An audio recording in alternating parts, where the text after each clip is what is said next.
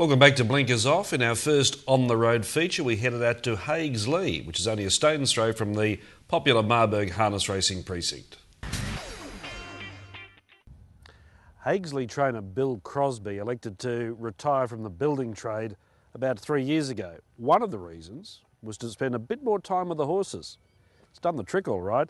In the past season, Bill has enjoyed his best career in harness racing and is now really the man of the moment in Queensland. Bill, thanks for your time. I'm looking at some statistics here. Western Mail, 10 starts, 8 wins. She's No Fake, unbeaten in 3 starts, and final champion, 6 from 9. This has been one hell of a season. Mate, I don't know where it's come from. It's great.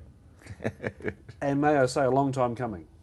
Oh yeah, we've been working towards it for a long time, David, and and honestly, you never know when it's going to bob up.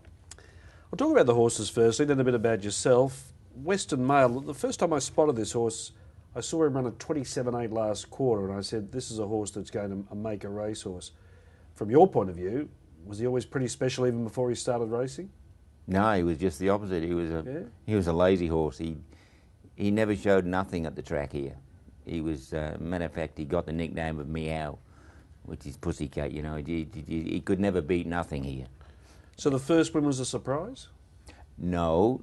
When we took him to the trials, and he was in with other horses, he just changed his attitude altogether. So when we'd had the trials, and then when we took him to races, we thought he's got to be a chance.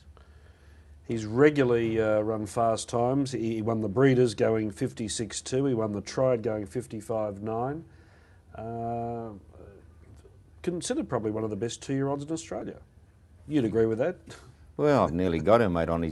As you say, on his times, he just gets out there and does it. He really, we probably haven't seen the best of him yet, I don't think. That's what I was going to ask you. Like we often see horses in their juvenile terms, and do they take the next step or don't they? But you think there might be a next step there for him? I think so. I really do. Because he never gets stressed in a race. He comes home, eats all his feed, just like he hasn't been left home. You know, he's just an unbelievable horse.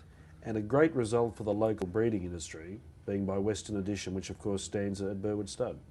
Oh yeah, that's great for Noel and Danny up there. He loves me at the moment. I'm sure he does. Yeah, and of course the dam of Western Mail is one of your mares, Mystery Waters. Yeah, Mystery Waters. Yeah. She's an unraced mare. I tried to get her going and couldn't, and gave her to Cole McNoodle, and Cole nearly got her to the races, and she broke down in one of her legs, which she always had a bad leg anyway. And I just kept her because she was a sister to Vanson Vale, and I just thought she might make a nice broodmare. Having one star in the stable is great, and some don't even get that. All of a sudden, bang, along comes another one. She's No Fake. Unbeaten in 3 starts. 59.2, 56.4, 2 minutes 0.1 at Redcliffe. 3 starts, 3 wins. What was the story with her before she raced? Did you think she was something special? No, I did not. She was just poking along here and wouldn't go. And then coming towards the end of the season, she just put it all together and just started to race. Much the same as Western Mail actually went to the races and found another gear. Really, they're much alike, even though I believe the filly's probably a little bit better than the colt. Winning the 2 big ones on Triad night, part of the Winter Carnival, Western Mail, of course, the colts and geldings, She's No Fake, the fillies, would have been your finest moment in harness racing. Oh, no doubt. No doubt. It's unbelievable. I had to pinch myself when the filly won, because I was fairly confident with Western Mail, you see, but the filly, I didn't think the filly could win. I thought,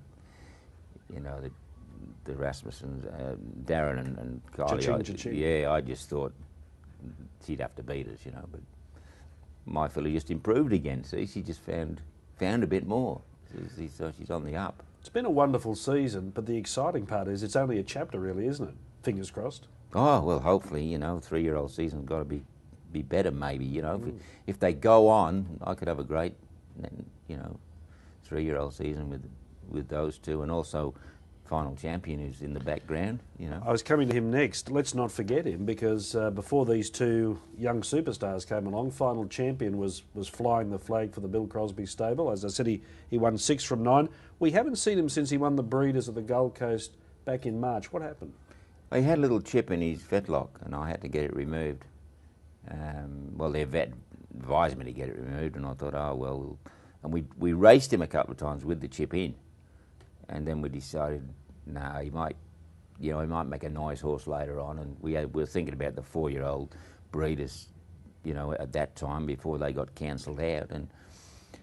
And so he's been out ever since. You know, he's having a good spell now, and we're not sure what to do with him actually.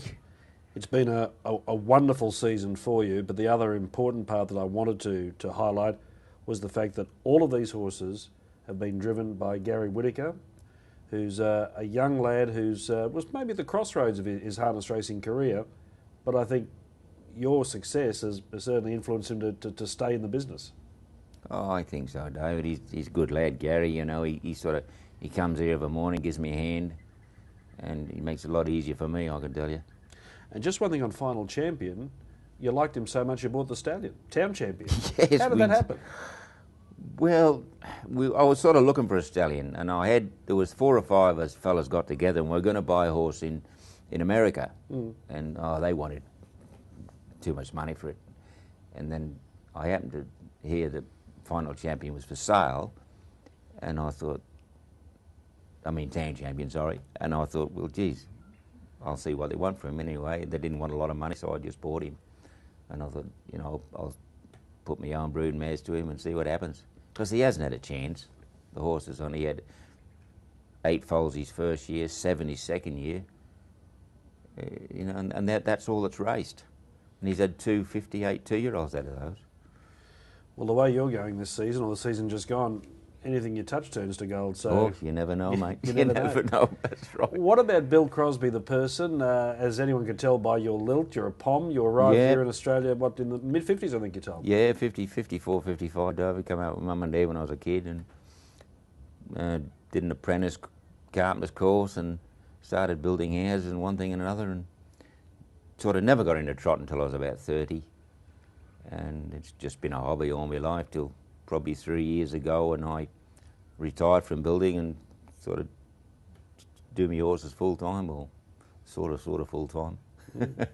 It's certainly done the trick. You've had always had only a few horses in work, but always a nice horse. I remember one horse you had, which was a multiple Albion Park winner, but you actually never raced, a horse called Shatterproof. Oh yeah, I sold it to Darryl Graham. Yeah, he was a nice horse. Darryl just offered me too much money, and I couldn't refuse. Exactly.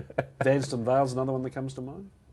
Yeah, well, that was the start of my breeding in trotting, you might say, because, well, Gordon McRae started me off. He said, why don't you buy yourself a broodmare anyway?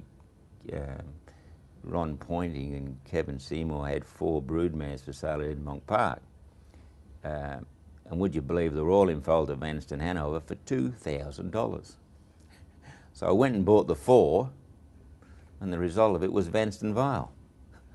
It was start of me broodmare band, you know, and she's really been the foundation man, and she's all her colts have won, every one of them.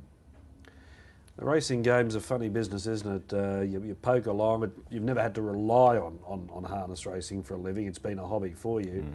And here at 70 odd years of age, all of a sudden you've enjoyed your best season ever, and it's not over yet. As I think you said, you've got to pinch yourself sometimes. Oh, mate, I'm just looking for another 20 years of good life, and I mean, that's what I'm after now. Don't know how you do that, but we'll try.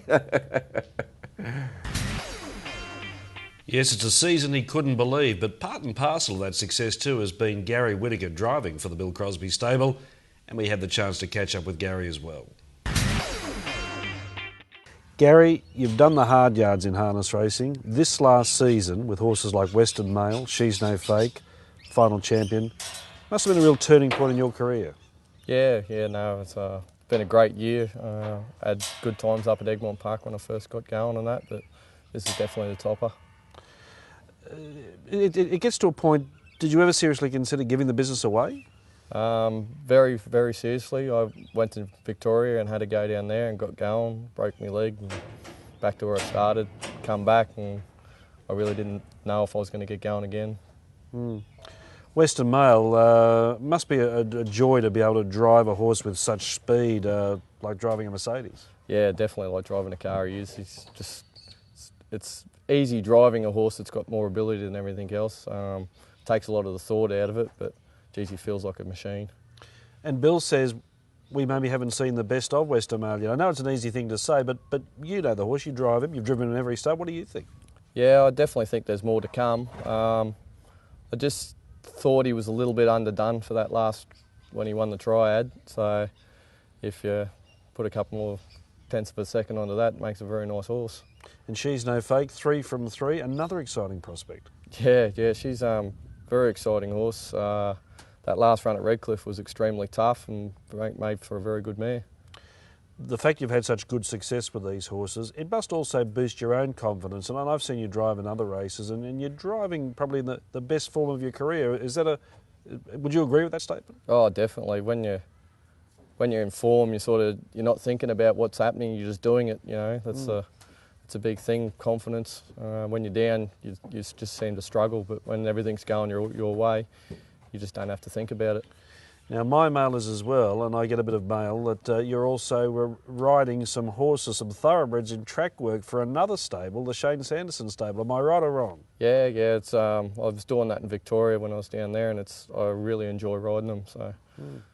And you're getting good opportunities with the Sanderson stable as well? Yeah. Shane's given me a couple of drives and that to kick me along, so I'll take everything I can get. Well, you've had some tough years, but it's upwards and onwards now. Definitely. Hope you're enjoying Blinkers Off. After the break, we're heading to the Gold Coast for the Harness Racing Festival.